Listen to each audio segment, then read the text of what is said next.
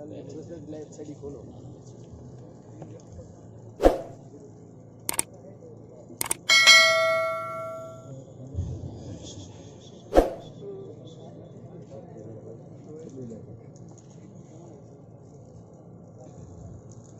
لله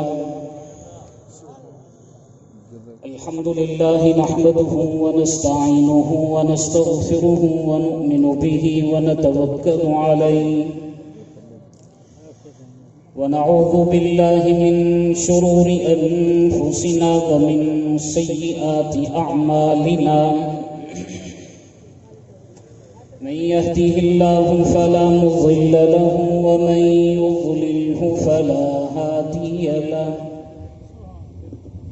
ونشهد أن لا إله إلا الله وحده لا شريك له ونشهد أن سيدنا ومولانا محمدا عبده ورسوله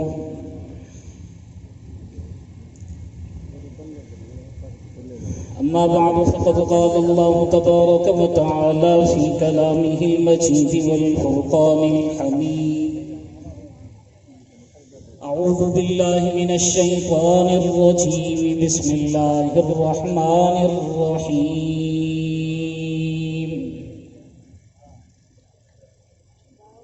قل إن كنتم تحبون الله فاتبعوني يحببكم الله صدق الله العظيم وبلغنا رسوله النبي الكريم ونحن على ذلك لمن الشاهدين والشاكرين والحمد لله رب العالمين. سامعین سی وقار، گرامی قدر میرے دوستوں، بزرگوں اور ساتھیوں،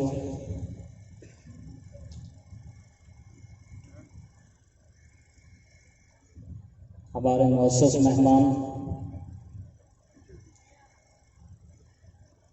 معروف انقلابی شاعر برادر مکرم حضرت مفتی سعید ارشد الحسینی صاحب دامت برکاتہم العالیہ اسٹیج پر جلوہ افروز ہیں،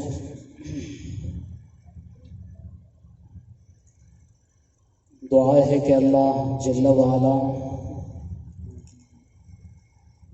ان کے علم میں، ان کے عمل میں اور ان کی عمر میں برکتیں عطا فرمائے.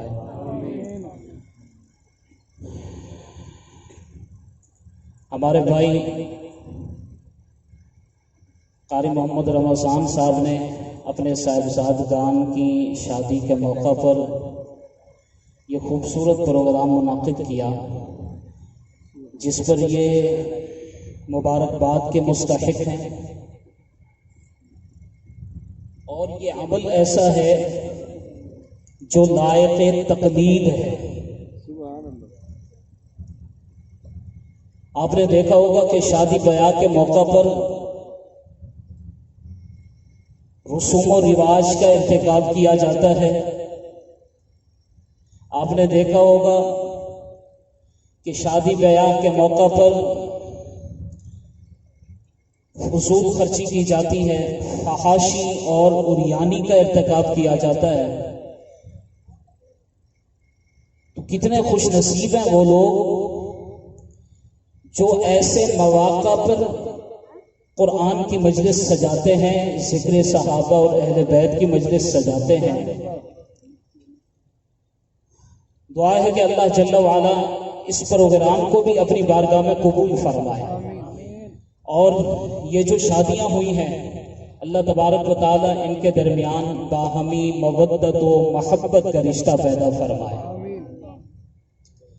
میں نے ایک آیت تلاوت کی،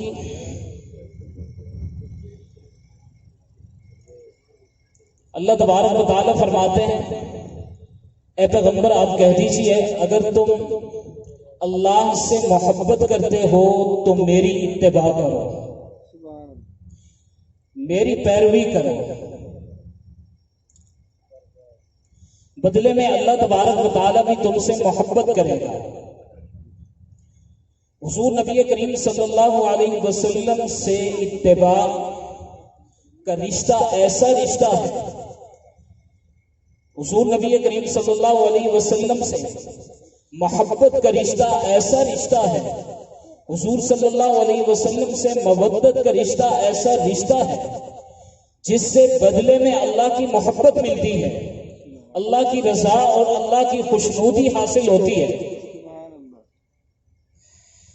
آج ہمارا یہ دعویٰ ہے کہ ہم حضور نبی کریم صلی اللہ علیہ وسلم سے محبت کرتے ہیں، اور یقیناً ہمیں حضور نبی کریم صلی اللہ علیہ وسلم سے محبت بھی ہے، لیکن یاد رکھیے کہ محبت کا دعویٰ اتباع کے بغیر فضول قسم کا دعویٰ ہے۔ اگر اتباع نہیں ہے، اگر پیروی نہیں ہے حضور نبی کریم صلی اللہ علیہ وسلم کی، اگر ہم حضور نبی کریم صلی اللہ علیہ وسلم کے طریقوں پہ چلتے نہیں ہیں، اگر ہم صحابہ کرام کے نقش قدم پر چلتے نہیں ہیں، محض ہمارا دعویٰ محبت کا دعویٰ ہے، اتباع نہیں ہے، تو یہ دعویٰ فضول ہے، اور ہمیں محبت کے دعوے کو سچ ثابت کرنا ہوگا اپنے اقوال کے ذریعے سے، اپنے افعال کے ذریعے سے، اپنے اعمال کے ذریعے سے، اپنے کردار کے ذریعے سے، اپنی معیشت کے ذریعے سے، اپنی معاشرت کے ذریعے سے، اپنی رہن سہن کے ذریعے سے، اپنے لین دین اور معاملات کے ذریعے سے، اور اپنے تہذیب، اپنے تمدن، اپنے کلچر کے ذریعے سے کہ ہم کتنا حضور نبی کریم صلی اللہ علیہ وسلم سے محبت کرتے ہیں۔ ہمیں اس دعویٰ کو سچ ثابت کرنا ہوگا۔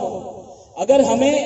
دائمی محبت ہے حضور نبی کریم صلی اللہ علیہ وسلم سے، تو یاد رکھیے ہمیں دائمی اتباع کرنی پڑے گی،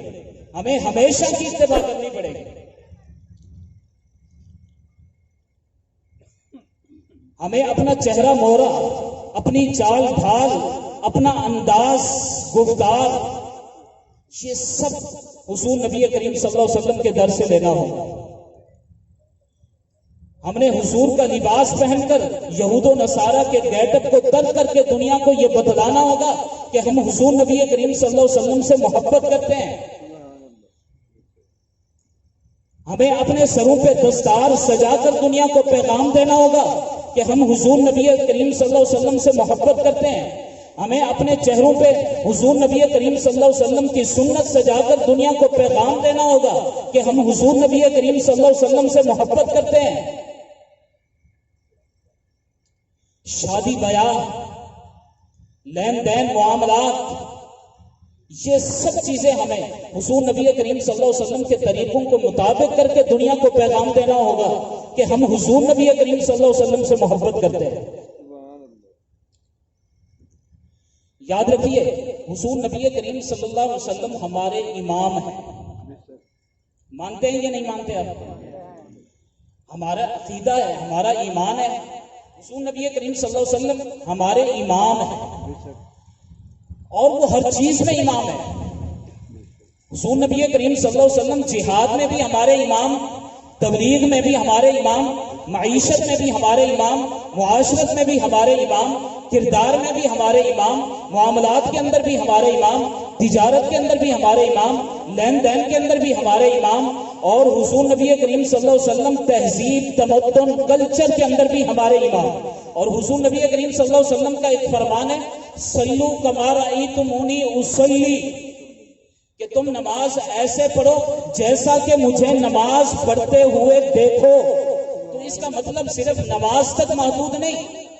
بلکہ نماز بھی ہم نے ویسی پڑھنی ہے جیسے حضور نے پڑھی ہے، روزہ ویسے رکھنا ہے جیسے حضور نے رکھا ہے، زکوٰۃ ویسے دینی ہے جیسے حضور نے دی ہے، حج ویسا کرنا ہے جیسے حضور نے کیا ہے، چہرہ ویسا بنانا ہے جیسے حضور نے بنایا ہے، لباس ویسا پہننا ہے جیسے حضور نے پہنا ہے، ہم نے چلنا ویسے جیسے حضور نے چل کے دکھایا ہے، ہم نے بیٹھنا ویسے جیسے حضور نے بیٹھ کے دکھایا ہے، ہم نے بولنا ویسے جیسے حضور نے بول کے دکھایا ہے، ہم نے کھانا ویسا ہے جیسے حضور نے کھا کے دکھایا ہے، ہم نے پینا ویسا ہے جیسے حضور نے پی کے دکھایا ہے، ہمارے کردار بھی پیغمبر جیسے، ہمارے لین دین معاملات بھی پیغمبر جیسے، ہماری تہذیب بھی پیغمبر جیسی، ہمارا تمدن بھی پیغمبر جیسا، ہمارا کلچر بھی پیغمبر جیسا. تو یاد رکھیے پھر ہم حضور نبی کریم صلی اللہ علیہ وسلم کو اپنا امام مانیں گے جب ہمارا سب کچھ پیغمبر کی پیروی میں ہوگا. آج اگر باسکٹ کے ناپ کے اندر 1 انچ کا فرق آ جائے ہم اسے برداشت نہیں کرتے، لیکن آج ہماری پوری زندگی پیغمبر کے ٹرینڈ سے ہٹی ہوئی ہے، پیغمبر کے راستے سے ہٹی ہوئی ہے. آج اگر کوئی الٹی اخبار اٹھا کے بیٹھ جائے دنیا اس کے اوپر ہنستی ہے، کوئی الٹی ٹوپی پہن کے مجمع میں آ جائے دنیا اس کے اوپر ہنستی ہے. لیکن کبھی ہم نے سوچا کہ بچپن سے لے کر 55 تک، پیدائش سے لے کر موت تک، جوانی سے لے کر بڑھاپے تک، جلوت سے لے کر خلوت تک، انفرادی زندگی سے لے کر اجتماعی زندگی تک، لین دین معاملات سے لے کر شادی بیات تک، غمی کے طور طریقوں تک، ہمارا معاشرہ حضور نبی کریم صلی اللہ علیہ وسلم کے طریقوں سے ہٹا ہوا. اور میں ایک بات کرنے لگا ہوں، ان المحب لمن یحب مطیع، کہ محبت کرنے والا وہ ہوتا ہے جو فرما بردار ہو، جو اطاعت کرنے والا ہو. کل ہم نے حوض کوثر پہ پیغمبر اسلام صلی اللہ علیہ وسلم کا سامنا کرنا ہے، اور یہ دیکھا جائے گا کہ ہمارے اعمال پر حضور نبی کریم صلی اللہ علیہ وسلم کی سنت کی مہر بھی ہے یا نہیں ہے.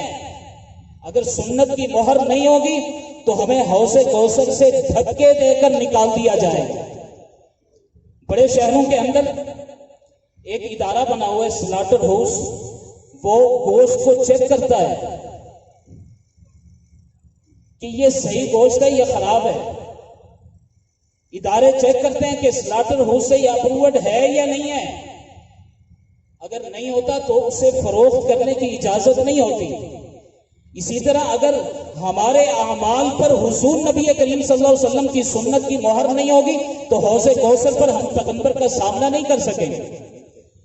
میرے حضور نبی کریم صلی اللہ علیہ وسلم فرمائیں گے کہ یہ میرا امتی ہے جسے دھکے دے کے نکالا جا رہا ہے. بتلایا جائے گا کہ اے حضور یہ وہ امتی ہے جس نے آپ کی سنتوں کا مذاق اڑایا تھا، جس نے آپ کے دین کی بغاوت کی تھی، جس نے آپ کے دین کا حلیہ بگاڑا تھا. میرے حضور نبی کریم صلی اللہ علیہ وسلم واضح کر کے گئے، ترکت فیکم امرین لن تضلوا ان تمسکتم بہما کتاب اللہ و سنتی. فرمایا کہ تمہارے اندر 2 چیزیں چھوڑ کے جا رہا ہوں، اگر تم انہیں مضبوطی سے تھامے رکھو گے کبھی بھی گمراہ نہیں ہوگے. ایک میری کتاب ہے اور دوسرے نمبر پہ میرا طریقہ. ایک قرآن مجید اور دوسرے نمبر پہ میرا طریقہ. امام مالک رحمہ اللہ فرماتے ہیں حضور نبی کریم صلی اللہ علیہ وسلم کی سنت، حضور نبی کریم صلی اللہ علیہ وسلم کا طریقہ یہ کشتی نوح کی مانند ہے. اگر ہم اس کے اوپر سوار ہو جائیں گے تو فتنوں سے محفوظ رہیں گے. اگر ہم اس کے اندر سوار نہیں ہوں گے تو یاد رکھیے فتنوں کے سیلاب کے اندر بہہ جائیں گے، ہم گمراہی کے گڑھوں میں گر جائیں گے. تو آج کی اس خوبصورت مجلس کا میں آخر میں پیغام یہی دینا چاہوں گا کہ فتنوں کے اس سیلاب میں جس وقت کفر کی یلغار ہے، یہود و نصارہ سازشوں کے جال بن رہے ہیں، ہمیں حضور نبی کریم صلی اللہ علیہ وسلم کے طریقوں کو تھامنا ہوگا، ہمیں قرآن مقدس کے اوپر عمل پیرا ہونا ہوگا، ہمیں صحابہ کے نقش قدم پہ چلنا ہوگا، اور اسی کے اندر ہماری دنیا اور آخرت کی کامیابی ہے. اللہ میرا آپ کا ہمیں ناصر وآخر دعوانا